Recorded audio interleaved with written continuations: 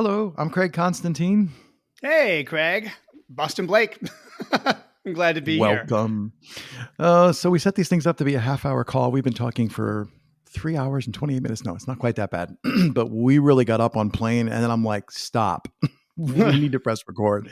I don't think we're going to have any problem recapturing the energy either, because I'm just going to say, so we started talking, and I asked you, what's the first thing that comes to mind when I say the word podcasting? And without much delay, you said joy and a whole lot of work. And then I laughed because, yes, amen, brother. But then you started talking about, but there's so much return on investment. There's so much It's really reward, like, satisfying fulfillment. it's satisfying. And then we spun off into Blazing Saddles and Mel Brooks. We went to in Plaid. 10 minutes. Exactly. I knew we would never make it. If people don't know what ludicrous speed is, just press stop on this. You don't need to listen to us for 20 minutes. Please go watch Spaceballs, the movie. Yes. Yeah. What? I'm so obviously you're a Mel Brooks fan.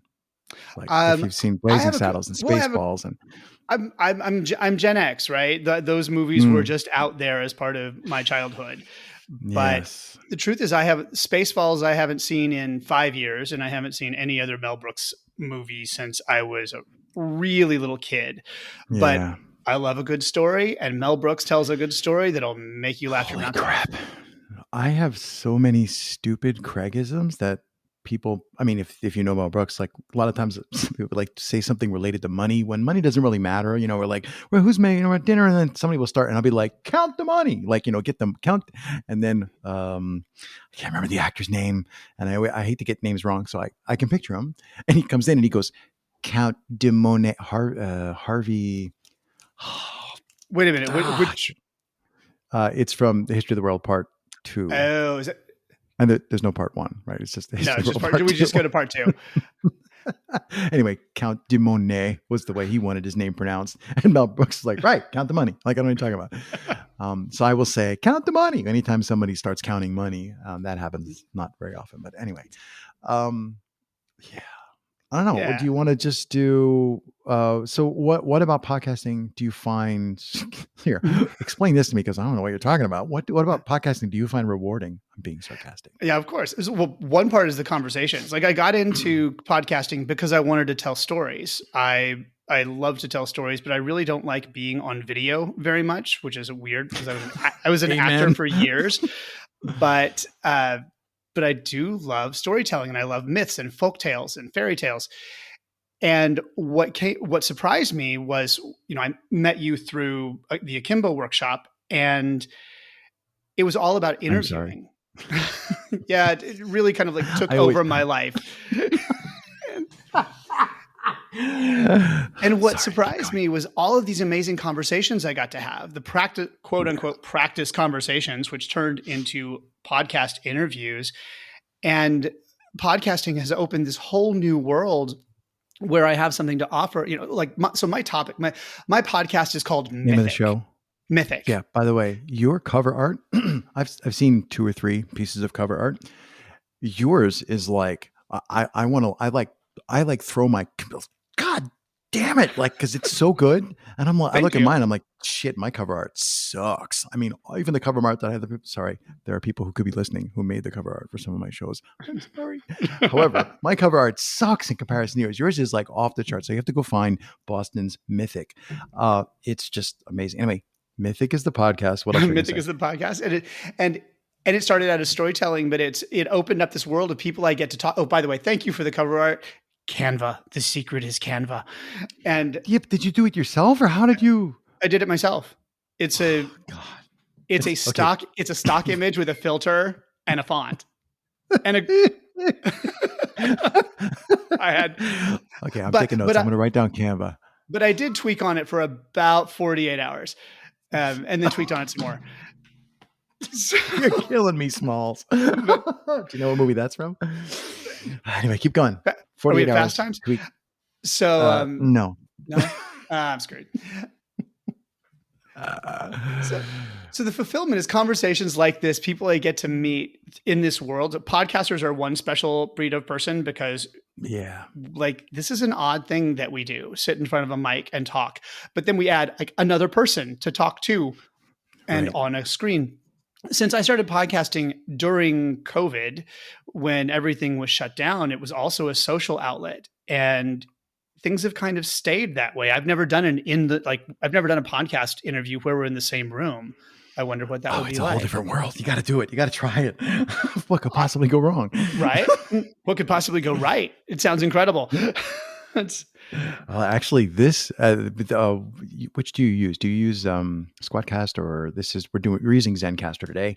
And I'll tell you what, all three of them, Zencaster, Squadcast, Riverside FM, and there's a fourth one now. I think they all come out sounding pretty darn good.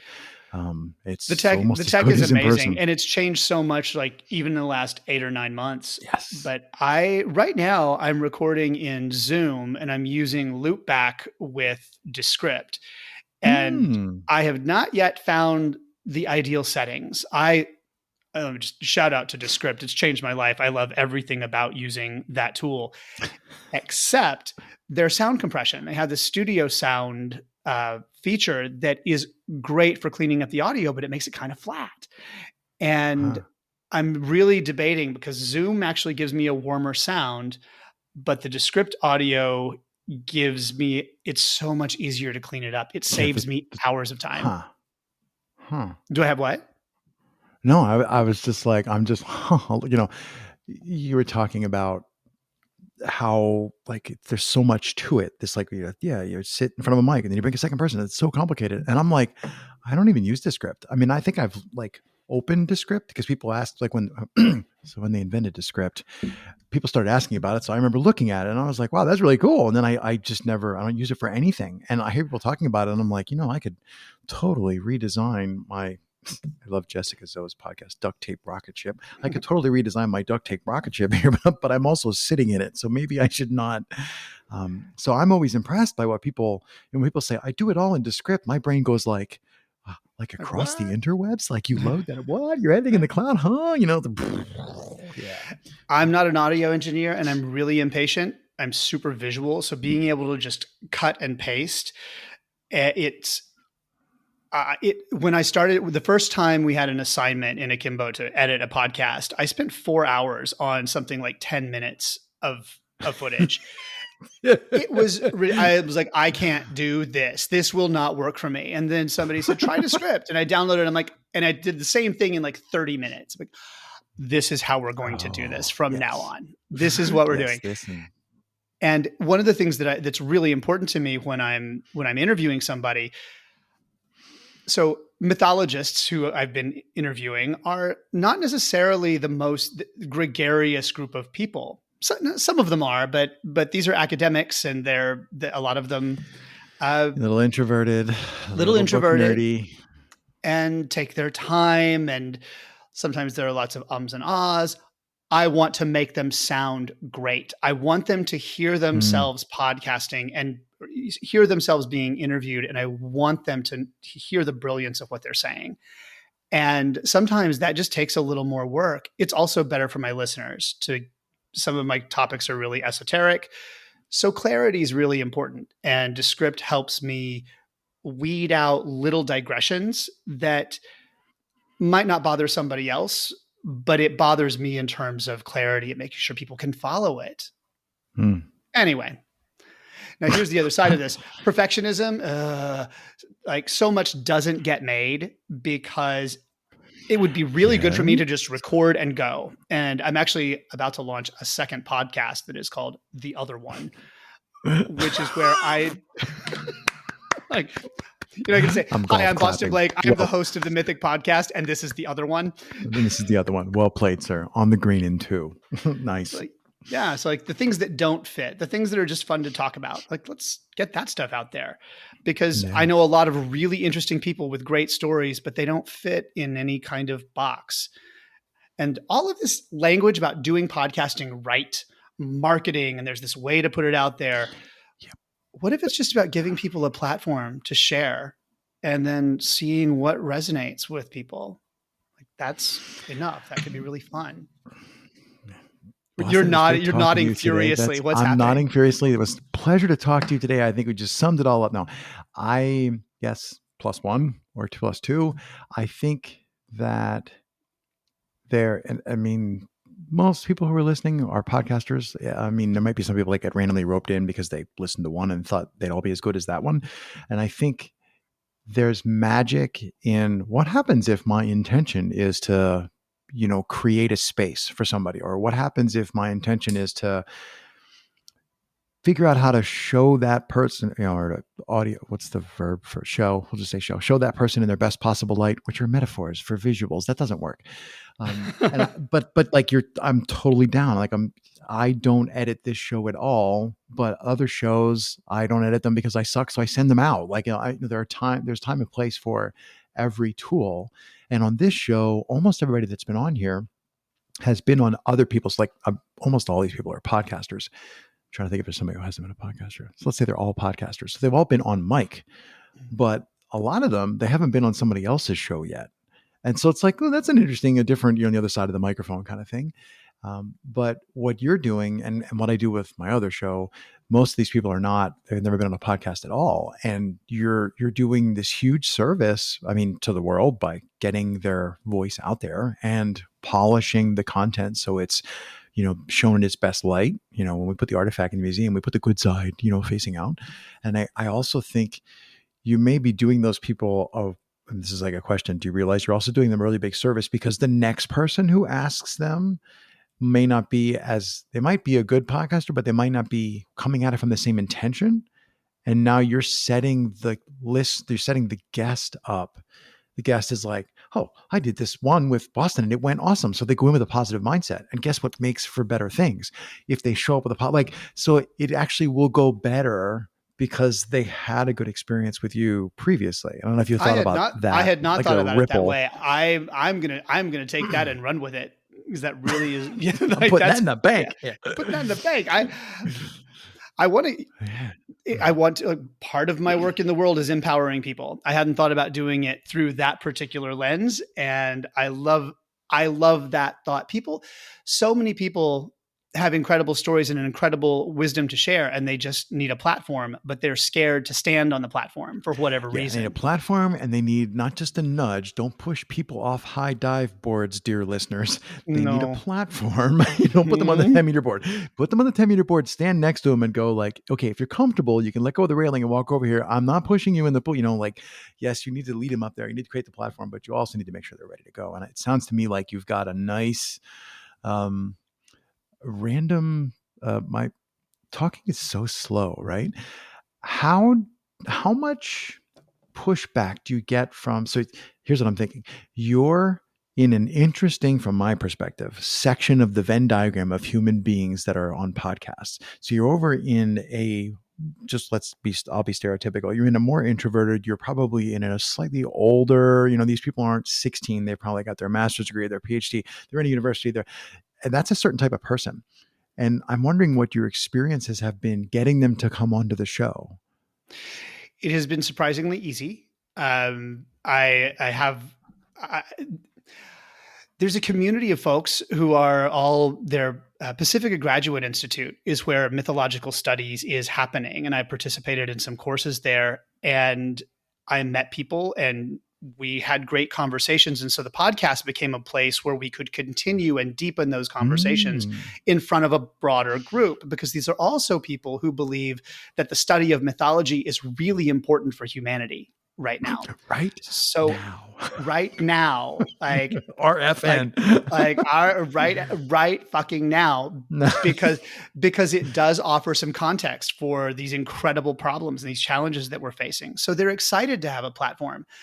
And everyone's also really busy. Now, what I'm curious about, because this first crop, I'm now editing my first crop of interviews from this group, and people have been very generous with their time and their energy and their thoughts. Now those interviews are going to start going live. And the question is, what happens when their colleagues hear those interviews? Do they feel inspired to come on? Or do they go, oh no, that's not for me? And so it's a little bit of, I really hope they feel good about it and they're inspired to come on. So far there hasn't been a lot of pushback, but these have also been people that I already had some really nice rapport with. Low hanging fruit. Do you find? Do you have any read? I was like, because so I don't know. Is it mythicist? Is it a philosopher? What would you call people who are doing this kind of study and research? Do you? I would say you're not a mythologist. You probably don't consider yourself. If you pick three things, you wouldn't call yourself a mythologist, right? That's not your top three. Not yet. Or is it? I would like to. I would like to call myself confidently a aspirational mythologist. Oh, wait, the whole podcast is your giants. I've done this. I've used this too. So you're using the podcast as your access tool. Like if I talk to all the mythologists, I'll eventually look like a duck, quack like a duck, walk like a duck. You're a duck. Well, so I was on my way to do a PhD program, and then COVID happened, and I just couldn't justify doing that. And I thought, okay, well, how do I get my education? How do I do this? I don't want to not do it. So I started blogging, which basically became writing newsletters for Substack that are now on my website. Right. So I was writing essays and papers, and then I wanted to meet people, and I thought this is what I came into akimbo with was how can I get the attention of these people and build a community who want to have this conversation? And that's exactly what's happening is I'm getting to talk with the professors who would have been my professors. So podcasting is, except for the people who are literally on the show with you at any given moment, podcasting is one way, broadcast medium. How are you managing to, I'm the guest, you're the host, but how do you manage to hear what my peers have to say? Like, how are you trying to crack the nut of, yes, okay, I've got the broadcast part of it working, but now I want to create interchange. I want to create community. How are you trying to build that? That has been really hard. So I have a platform. It's mythic-network.com. Oh, sorry. You have to put the www in there or it won't work. www.mythic-network.com. And it's on the Mighty Works platform. I just deleted Facebook because I hate it. And huzzah! Huzzah! So proud of that one. My latest blog post is why and how I did that. But and nobody's read it. And nobody's read it. So I'm sorry. I don't mean to make light of your work and your efforts. But I founded the Mythic Network as a place where people could come after these courses. So I'm taking a course. I meet all these people. Please come and hang out. Let's share our thoughts and ideas. It turns out that that's really difficult because people are in school. They're at Pacifica or they're in a program somewhere else. Right. They're busy and they're already engaged in their own cohorts. So creating a space for that has proved really difficult. I have hopes that my blog will eventually be a place where that can come. I'm not sure how I want to do the technology around this. I've been using Mighty Networks, which I love a lot, but I think I'm going to end up moving to a WordPress-based online platform for cost reasons. Yeah. And try to gather folks who have the time and space to engage. So that's how I've been approaching it. And it has not really borne fruit. Keeping people engaged is tough. Yes. Huh. If I remembered half the things that I learned on any given day, my head would overflow. Laziest question I know. Anything else that you were thinking about on your way to this conversation that you're like, oh my God, we have to make sure we get to? Ellipses. Honestly, I just want to say thank you. One of the podcasters seem to be a really generous type of person. Everybody I've met has been really extraordinary, and you are no exception. You have created an incredible space for podcasters to meet and interact and stay connected. And your commitment to community and to offering platforms, to offering people a platform, it has really made a difference. It's made a difference for me. And I am so excited for the podcasters community that is about to take on a whole new level. And I wish that wasn't happening, but yes, I know you're talking. I know it's happening. I'm watching it. It's happening so fast, and I'm proud to be a part of it. And I just want to say thank you. Thank you. Thanks for saying it. I mean, you're onto something about podcasters are And I've always wondered, like, is it because they're special, or do you wind up having to be special in order to survive? Because if you need external validation, you aren't going to go very far. Not going to get it. So, Nope. yeah, I think there's, and I often, say like, what episode do you want? And people are like, I'm on 12. I'm like, that's awesome. And I'm not being sarcastic. I'm not exaggerating. It's so rare that you get. And that's why I was asking you about. So you have all these guests and you have these episodes. What kind of engagement are you getting back from the professor? Because I'm always looking for little ideas or little tidbits or what's working for people. But yeah, I think that's part of the reason. Go ahead. Twitter is starting to come alive. Something is changing over on Twitter. I don't know what it is, and I don't know whether it's just my little corner of Twitter. But interaction is going up. And so I'm doubling down on the energy I put there, getting rid of Facebook and Instagram. I've only kept Twitter and LinkedIn. And I think there's something to be said for that. So I was on Twitter like in the beginning, and then I was just using it for just dumb stuff, and I think I went away and I deleted my account. It's long gone, but I have been noticing like the places where I tend to read a lot of blogs. I'm an RSS geek, so I have hundreds of things that I follow, and I have notes that say go find Boston's. And I've been noticing more people quoting Twitter threads and Twitter conversations. So I have I'm not in there, so I don't see what's going on. But now that you mention it, in the last year, I think I've seen more people like, oh my God, this happened in Twitter, like somebody talking about it where I see it than I have in all the previous years combined. It was always like the Twitter stuff is in the Twitter sphere. But now I'm seeing like people, and I don't know if something happened. I mean, my guess would be that people are realizing that Twitter is actually pretty cool. And I don't know if it can manage to survive against Facebook. Like eventually Facebook will want to just buy it. But it's an interesting point you make about, yeah, maybe I will go, because the podcaster community is not on any particular social networks. And I've often thought, I feel like the people that I talk to, like you, and like, I want these people to be heard and seen by more people. So I would like to get it out further. And Twitter would be one way to do that. Are you familiar with this platform, this app called, I was about to say MythPods, that's my Twitter handle, and that's not what I was looking for. Good Pods. Do you know this Good Pods app? I think I have heard of it, but I don't remember the specifics of the pitch. I'm having some tech trouble with it, just getting my account set up, which is a real bummer because it looks really interesting. It seems like it might be the social network for podcasters that we're looking for.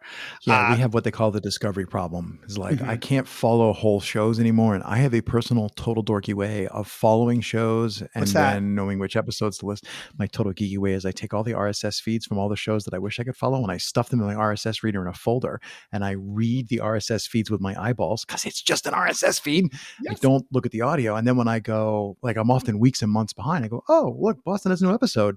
And then I go, I don't care. And there's an RSS and I go buy it. And when you get like, ooh, who's that? And then I open my podcatcher and I add that one episode, and I'm actually only like 50 episodes. My queue is only like 50 episodes deep in my player. And guess what's in the player? I wrote this all up in a giant article. I want to read that. Oh my God, awesome art, like shows. Like I can't listen to Tim Ferriss anymore, but it's the one that I have to listen to. And Cal Fussman, it's that one. I love it. Anyway, sorry. No, don't be sorry. I want to read. Oh my God. Okay. Okay. So what's your Twitter handle? I'm at Boston Blake on Twitter. Okay. No punctuation. No punctuation. Right. At Boston Blake. Okay, cool. Straightforward like that. Cool. So that's one thing that we need to all go check out. And I'm just going to say, yeah, that's like, we should probably stop there, but we do need to have, I may go do a deep dive on Twitter because I have been thinking, I feel like podcaster community is creating, not that I want more people to come to the community. I have great plans on how to slow that down.